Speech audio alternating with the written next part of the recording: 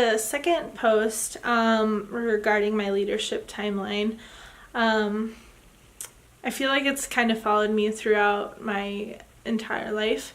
I know you talked about the childhood, adolescence. For me, during that time, I was the third child, so I was the youngest, so I got to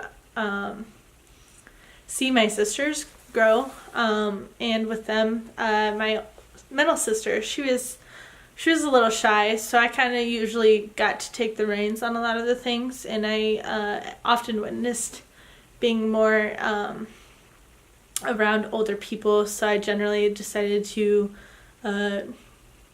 become more mature with that.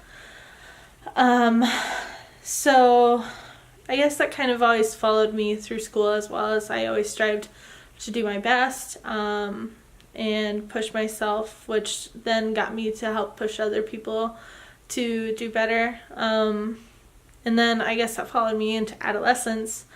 And often I found myself kind of like the leader of the pack of my friend groups a lot. Often I was the one making the decisions. So leadership kind of always followed me, and it was kind of a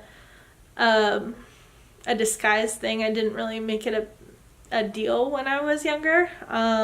It just kind of was there.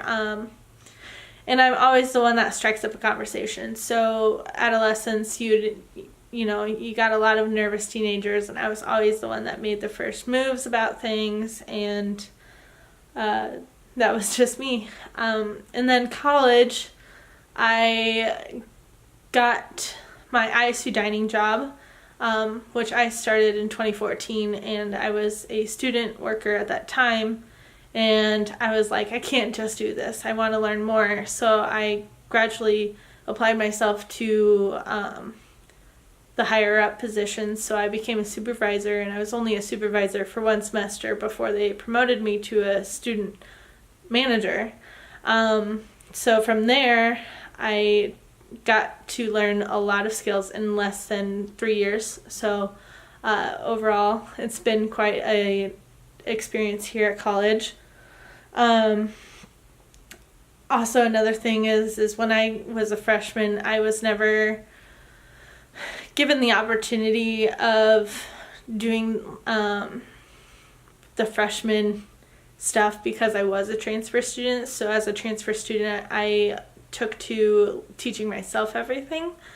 So I went around campus, I found all my classes, I asked people questions, and I think that's another thing about leadership is that you take time to ask people about what they think on like where things are or what their reactions are about things. But often I find that the opinion of other people are very important. And then I was also a TA for one of my drawing classes, so I got to dive in what it was like to be a teacher for a semester, which was very, very fun. So I got that experience, and that's kind of where I've been through in my leadership. So yeah, and my leadership continues to grow. I often find myself teaching a lot of people things, so I apply my leadership skills towards that. And as you can see, I'm a very outgoing, loud person, so I tend to use that when I'm channeling my leadership. So yeah, that is it for my timeline. Thank you.